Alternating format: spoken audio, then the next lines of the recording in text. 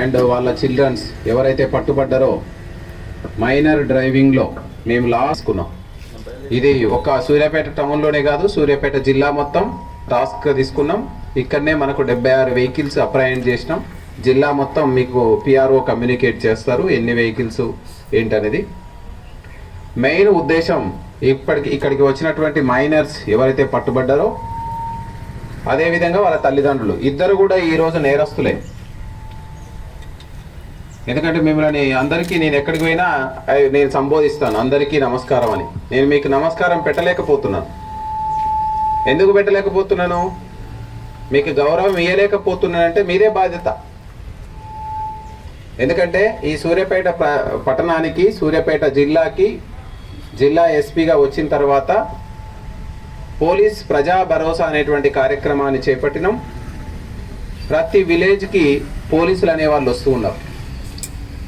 మీ అందరికీ తెలుసు ఈరోజు మనకు వస్తున్నటువంటి టెక్నాలజీ మనకి ఈరోజు వస్తున్నటువంటి టెక్నాలజీలో వివిధ వేగాలతో వివిధ రూపాలతో వెహికల్స్ మనకు అందుబాటులో వస్తున్నాయి. అది మన సౌకర్యార్థం వస్తున్నాయి.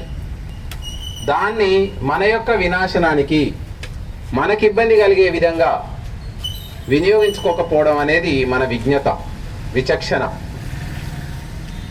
అవునా కదా? మనం అనుకుంటాం మనం ప్రయాణాన్ని ఈజీగా చేసుకోవడానికి, ప్రయాణంలో మనం గమ్యస్థానాలకి ఈజీగా చేరడానికి, సెక్యూర్గా చేరడానికి వాహనాలు అనేవి స్పీడ్గా చేరడానికి వాహనాలను అనేది మనం వినియోగిస్తున్నాం. మరి ఈరోజు మనం ఏం చేస్తున్నాం? చాలా వివిధ రూపాలలో మనం మన సంరక్షణ కోసం ఏర్పాటు చేసుకున్నటువంటి చట్టాన్ని మనం ఇవాళ ఉల్లంఘిస్తున్నాం. మీ ఇంటి పక్కల ఇల్లు అయినో, మీ పొలం పక్కల పొలం అయినో ఏదైనా గొడవలు ఉంటే సమస్యని పోలీస్ స్టేషన్కి ఎందుకు వస్తాం, ఎంఆర్ఓ ఆఫీస్కి ఎందుకు వస్తాం? సామరస్యంగా పరిష్కరించుకోవడానికే కదా. మరి అలాంటిది కొంచెం గట్టిగా ఉన్నాడు, ఆయన లడ్డుగా ఉన్నాడు, బలంగా ఉన్నాడు, ఒక ఆయన బక్కగా ఉన్నాడు, బలంగా ఉన్న ఆయన చూసి అందరం చట్టం దృష్టిలో సమానమే. చట్టం ఎవరికి రక్షణ కల్పిస్తుంది? ఎవడైతే తప్పు చేసినాడో వాడిని శిక్షిస్తూ, ఎవడైతే అమాయకుడు ఉన్నాడో వాడిని రక్షణ కల్పించడానికి మనలో దాన్ని వాడుతున్నామా?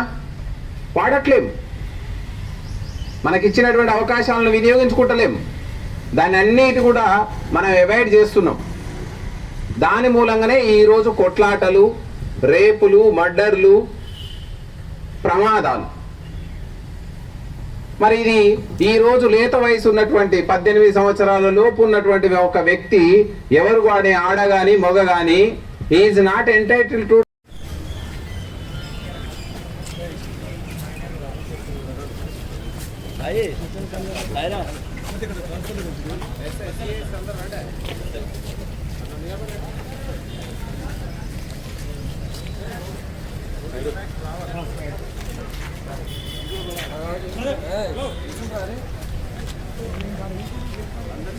चल